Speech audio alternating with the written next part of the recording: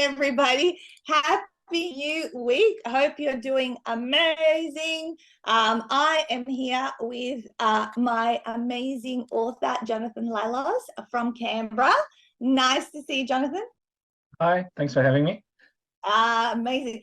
Thank you so much. And I was so blessed to meet you face to face. You came past our home 3 or 4 weeks ago. We actually took some photos with your book and got to know you a little bit more. So that's really cool, guys. So let me show you. You can see obviously Jonathan's books there on in the background. Think Different, Win Big. But let me give you guys the official introduction of who Jonathan is, and we'll get this conversation started about this particular topic today. All right, there's his book. All right, guys. So Jonathan is the author of Think Different, Win Big, and with over 2 decades of first-hand experience navigating the intricate labyrinth of professional challenges as an autistic individual with ADHD, Jonathan has carved out a unique niche as an expert in neurodiversity. Drawing from his personal journey and extensive research, he adeptly guides neurodivergent individuals towards reaching their potential. Simultaneously, he collaborates with organizations, facilitating them in harnessing and leveraging the unparalleled strengths and innovative perspectives of neurodivergent minds. As the esteemed author of the groundbreaking book, Think Different, Win Big, Jonathan offers profound insights for employers, underscoring the immense value of understanding and nurturing neurodiverse talent. Beyond the pages, he wears multiple hats: an eloquent Australian keynote speaker, an engaging workshop facilitator known for interactive and impactful sessions, and a relentless advocate. With an unwavering passion and dedication, Jonathan champions the cause of neurodiversity, shining a beacon of hope and inspiration for countless individuals across the globe. There you go. Amazing. All right, Jonathan. So tell us, how did this book come about? Well, it's been many years in the making now. For quite a long time, I've been wanting to write a book. Had a few ideas in the past. I started writing bits and pieces here and there, but executive functioning is not one of my strong suits, which is a very neurodiverse trait. But over the past few years in my business, I've been helping a lot of people, autistic people especially, find employment, and that's given me an opportunity to reflect over the years around a lot of the difficulties that I've had.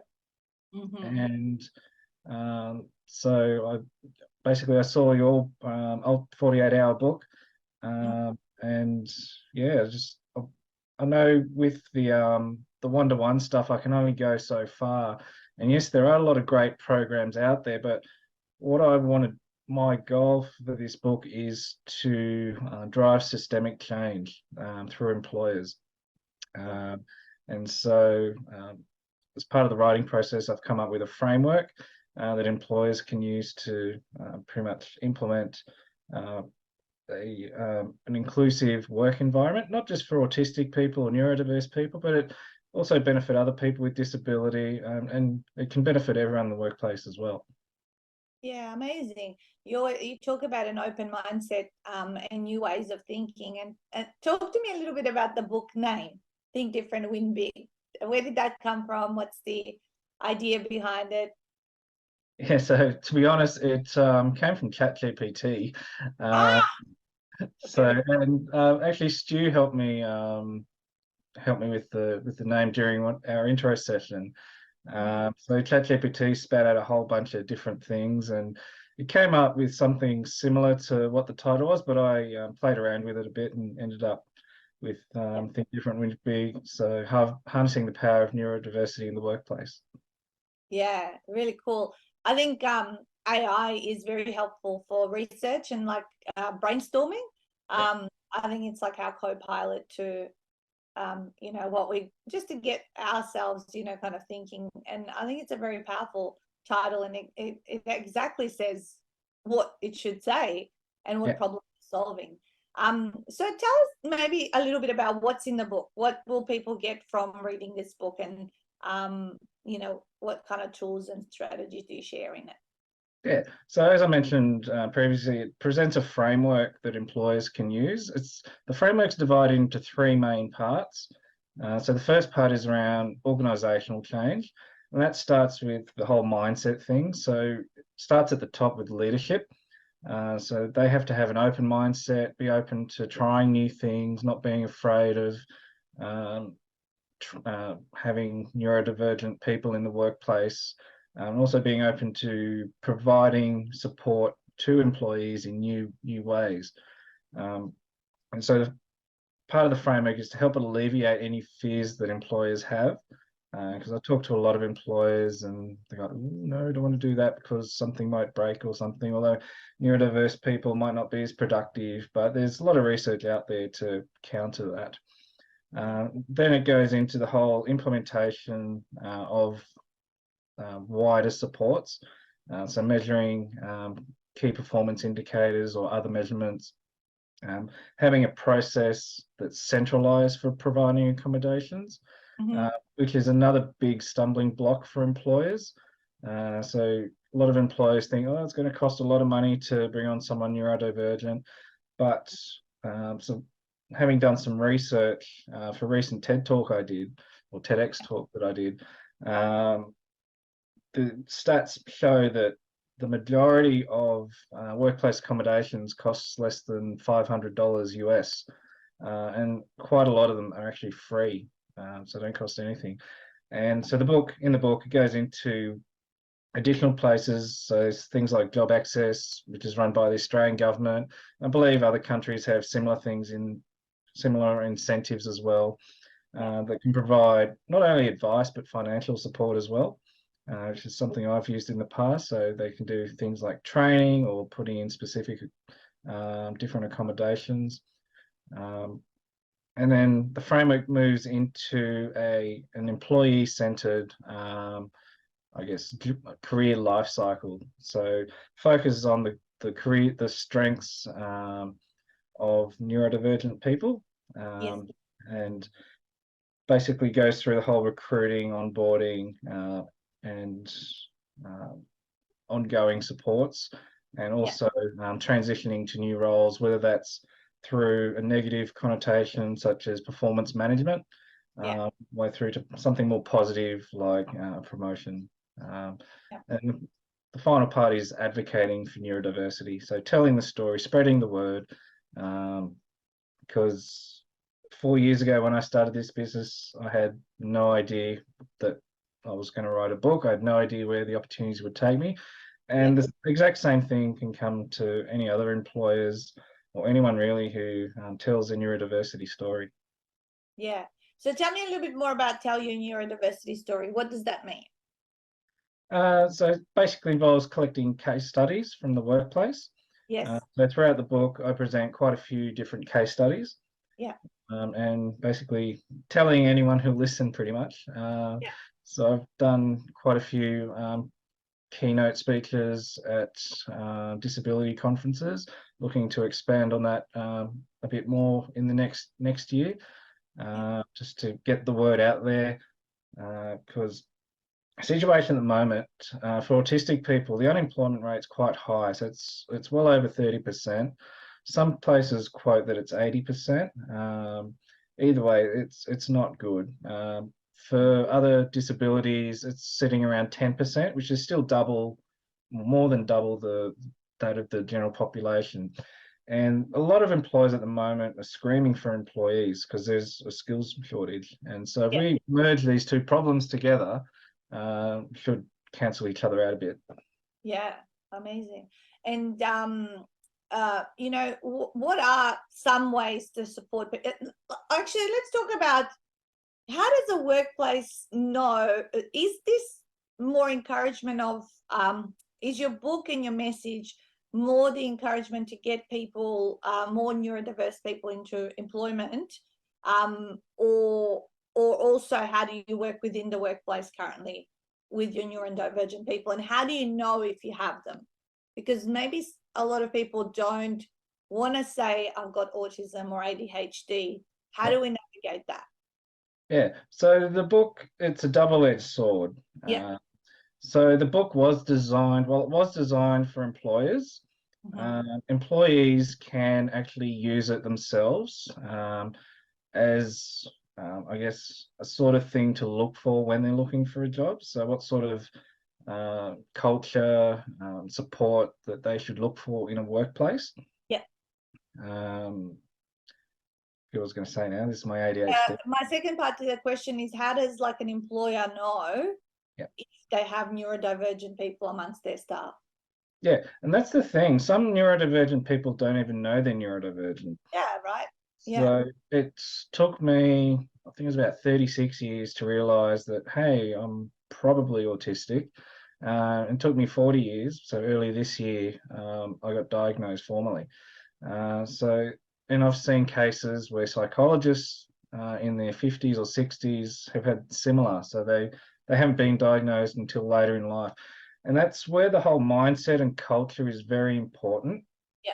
So, and spreading, so not just providing support just because someone declares they have a condition, but providing widespread support to anyone who might need it. Because there is a lot of reluctance around people disclosing that they're neurodiverse, if they have autism or ADHD or whatever. Yes. It's a lot better than it used to be, but there is still a long way to go. So having that culture, psychologically safe culture, where if a supervisor, for example, finds someone who's not performing for whatever reason, figure out what's the root cause of that. Not specifically the condition, but see where support needs to be added, and then provide that support, whether that's through flexible working arrangements or some sort of sensory thing, or providing transcriptions in meetings, or written instructions. That's a big one for me. If it's not written down, it doesn't happen. That's a big one for me, and I tell that to my team. Yeah. So the best thing is like to, I think it also needs to start also from the person themselves. If they know themselves how they best like to learn or communicate, to communicate that to the employer, and then for the employer to try. It's almost like I feel, you know how everyone's motivated by different things, or everyone, like, I hate audiobooks. Oh, do not give me an audiobook. What in 1 ear, out the other, totally zone out. And this is why I guess my business hasn't been big on encouraging my authors to do audiobooks, and I get asked, and it's like my least favorite question, because like I go, I'm not a fan myself, so I don't go there, you know, kind of thing. But I think if we just think about this as if every human being gets motivated or learns something in a different way, and neurodivergent people just have maybe a few extra requirements, and if we can just manage that, we can get so much from them that could be value to our businesses, right? Yeah, absolutely. And so there's a case study in the book around a client that I had a couple of years ago. And so he was an apprentice plumber, and he wasn't doing so well on the learning side of things. That's because the tradesman he was working with was telling him what to do, not showing him. So he was a kinesthetic learner, not an auditory learner. And I'm similar myself, so I hate it when people send me voicemails on Facebook or in LinkedIn. Like, odds are I won't listen to it. But or if you tell me directions to get somewhere, I'd be like, what? But if you draw me a picture or show me how to do something, I'll get it like that. Yeah, I'm very visual myself. I know sometimes I send people voice messages because I need to like be more efficient typing, but I now have a strategy of playing, like, you know, you play them faster 2 times, and that like makes me feel like, you know, when I listen to other, because I know when we speak, we take a bit of time to express ourselves, and I don't have the patience. Like, you know, when you read, you can scan through it and go, boom, you get through it.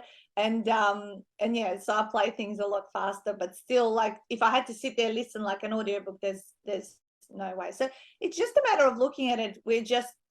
There's just multiple hundreds of different ways that you can learn, and you need to find the thing. So what with those people who like, you know how we said some people you can't tell unless they tell you. You know, you can't tell, like, if someone's got autism or ADHD, and a lot of people are coming out now with these conditions being diagnosed late in life, right? I know with a lot of my authors who I've spoken to, you know, I just got diagnosed. My child has it, so therefore they looked at me, and then all that kind of stuff. So has it always been around? What do you think? And we just haven't like been labeled it, or I don't know. It's always been around. I think I've seen some memes saying that certain historical figures were probably autistic or had some other neurodivergent conditions. The thing about it is the diagnostic process has significantly improved over the years, especially with girls and females around autism. It's a completely different set of criteria to boys, which is what historically how they've been diagnosing people. And so over, I think it's past 10, 15 years, that's come quite a long way.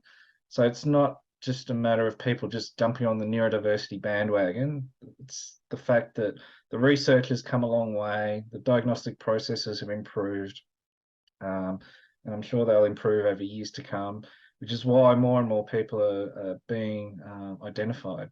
It's like when I was a kid, I didn't even know what autism was, let alone could think that I was autistic or had ADHD. Or I was just called various words under the sun, which I won't repeat on live Facebook. But yes, it's just it's like any medical field. It just it's improved over time. We're evolving and bringing awareness. So once you have awareness, you can do something about it and use the pros and cons with everything, you know, that you know around it. And what's your advice for people who are obviously, like, you know, visibly, you know, a neurodivergent? You know what I mean? Some people you can't, and then, you know, what is how do employers deal with that and manage all that? Yeah. Did you have specific examples or just in general? You know, there would be probably, I mean, you know, I don't know, maybe communicate quite differently. Because me speaking to you, unless you have told me or known what your book is about, I would probably not like kind of be making assumptions or guessing and all that. But with some people who come across, they're quite, I don't know, some people say they're just on the spectrum, you can't really tell. Others are more. So I don't know specific ones, but how does an employer, you know, how do you navigate or maybe manage that? Yeah, and that comes back to the mindset and that psychologically safe environment. So allowing people to be themselves, and understanding that communication styles, especially for neurodiverse people, may be significantly different. Big one that trips us up quite a bit is unwritten ground rules. So things that happen in the workplace, especially around social activities, it might not seem mandatory to some people, but there's that whole, I guess, between the lines sort of thing where people are expected to go, but not having that sort of expectation of neurodiverse people. If they don't want to socialize, then that's fine.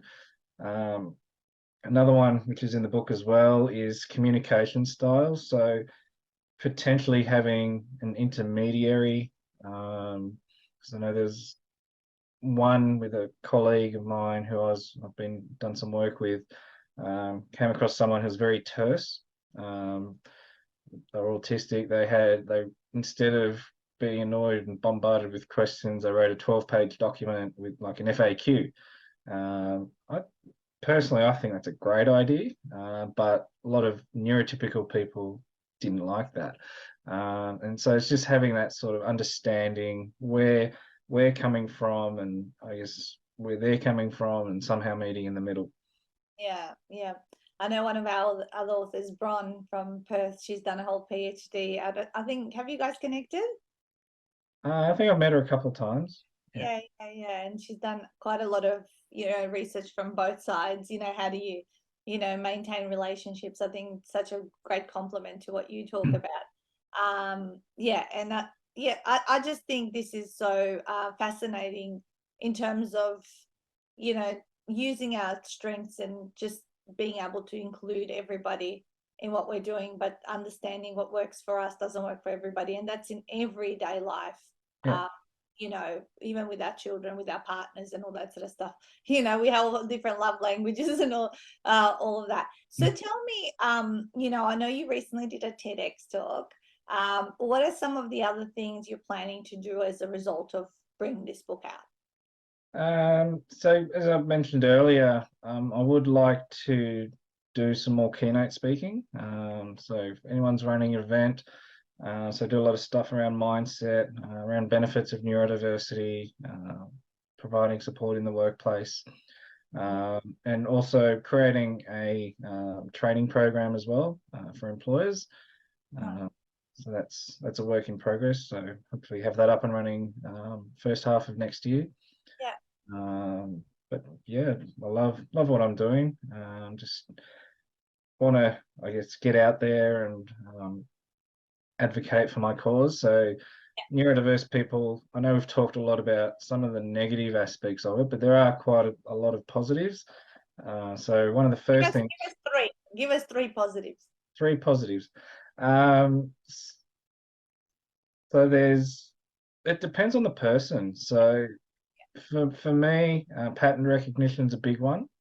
Yeah. Being able to identify issues that might not come up, which may actually occur. So there's a case study in the book where a colleague of mine was working with a client. They were working for a startup, and the startup involved a website, and this particular person was autistic, and they found a vulnerability that no one else had found. None of the developers, none of the security people, and had it been exploited, it would have sunk the company. And so upon fixing that problem, they went on to launch, and the company ended up getting bought out, which is a great outcome, as opposed to thing going down the gurgler because the website got hacked from a vulnerability. That's one example specifically. Another one is my friend's son, who used to work for me in my Lego store. So I tend to have a reasonable attention to detail, but if I've got time pressure, which I had at the time because I was working in the business and working in the government, a lot of mistakes get made. So, but his attention to detail trumped mine in spades. So he was able to decrease our error rate. I think it went from around 10% down to around 3%. And even though he took longer to fill orders, we spent a lot less money stuffing around with irate customers and putting out fires. Yeah, putting out fires, paying for extra postage. And so that's one of the principles that's in the book, is not to look at performance measures individually, but as a collective. Yes, they might be a little bit slower, but it saves a lot more time and money in a different area because they're a lot more accurate. Yeah, work to their strengths. I know within our team, like I don't want to get bogged down in the detail of the editing, the publishing. So that's why the girls in publishing like love doing that and taking their time. Otherwise, I would probably make a ton of mistakes. I'd have to backtrack and go back forward again.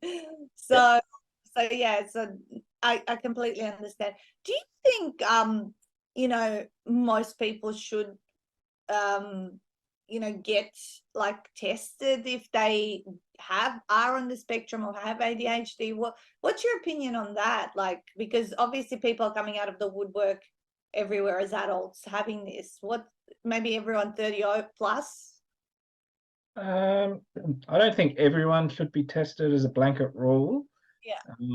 There is a lot of, so before I went and got properly tested, I did a lot of screening, so a lot of questions, a lot of research, and that's when I decided to seek that diagnosis.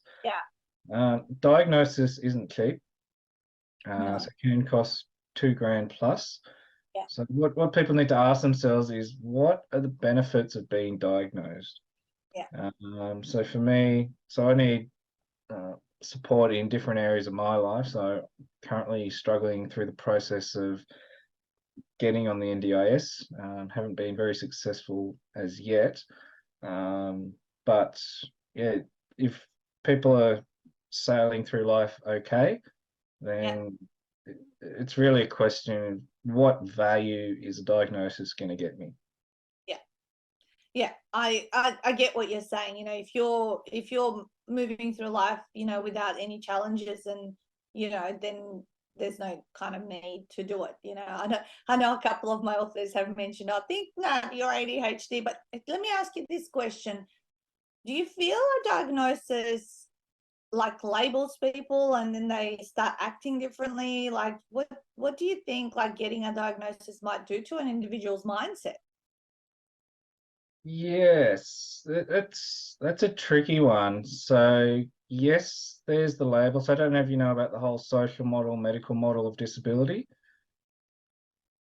Um, so basically, medical model of disability centers on the fact that there's something wrong with a person, and that's generally where those labels come from. So autism, ADHD, etc., so on and so forth. That's used more in a clinical setting, like psychologists. I'm not a big fan personally of that type of labeling. There are a lot of labels used in our industry that I don't agree with. Um, Things such as level 1, level 2, level 3, autism, I mean, high functioning, low functioning, they can be quite harmful labels. Yeah. Just because I work with a client who's classified level 3 low functioning, but they're at school, they're doing 3D design, and they're one of the top people in the class. So having labels like that can be quite harmful. Yeah. But moving to the social model of disability, um, while it's not perfect, it takes more of a stance that there's an issue with society that disables people. And so while there's still the labels, it's there. The labels are more there so people can get support, Yeah. which is the type of thing. I guess it's the intention of the NDIS is to have that social model, even though they do a lot of medical model stuff in the back end sort of thing. Yeah, so it has to be very carefully managed. So Yeah, there's and also carefully managed if you do go seeking a diagnosis, what would that mean for yeah, what you think about yourself, and hmm, you know how then you present yourself? Do you tell people? Do you not tell people? All that sort of stuff you got to consider. And yeah, I think, yeah, as you say, if there's something, another author, Trust Your Gut, who wrote a book, you know, Jacinta, you know, it's like, what's your gut saying, you know, about your child or yourself, and, you know, should you yeah. go there? So how's the process of writing the book? You know, did we have enough written information for you to like work through the process? How did it work for you, from seeing the particular learning style that you have? Yeah, it was great. So reading the book, it was a bit daunting at first, but when I came on board, had the intro meeting with Stu and had all the workshops and the retreat with you, it made it a whole lot easier.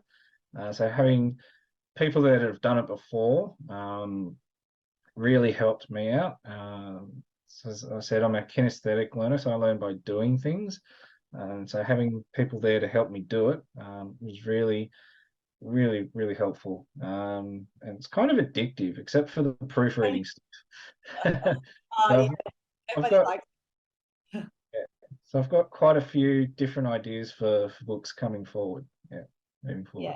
I love it. Well, you're part of our Book Accelerator membership, which helps you churn out more and more books. So we look forward to, and you are very good. You were, because we have quite a lot of detailed email instructions once you get into the publishing. So you are very good at following those Yeah. in terms of getting stuff back to us and moving through the process, which was wonderful. So well done. So all right. So where can people buy your book? Let's share that. I'm just going to pop up your website on the screen.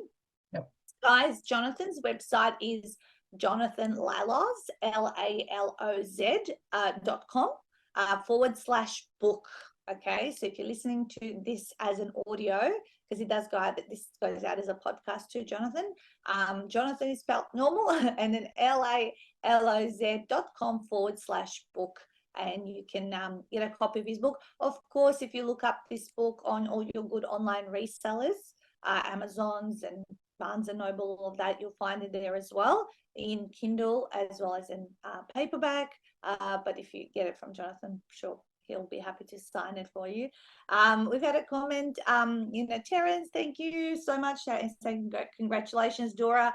What a brilliant interview. I have a nephew with autism. They're amazing people. Good luck with your book. Congrats. So that's beautiful. I think you're doing wonderful things for organizations and bringing more awareness, and then training ideas on how to deal with this in the workplace. And I think it's just a wonderful way, and you're a living, breathing example of what you're passionate about. And I always say there's that origin story that got you to do what you do right now, and that's why it feels so authentic, and that's why you are successful, and you'll continue to be that way. So thank you so much for coming on the call today and sharing with us, and I'm sure other people are going to have a listen and maybe have a little bit of some aha moments on some of these discussions. All right, you guys. Well, you guys have a happy week. We are about to host our 46th retreat, so we have about 25 authors going through this week's retreat. So go out there and smash it out. Bye, guys.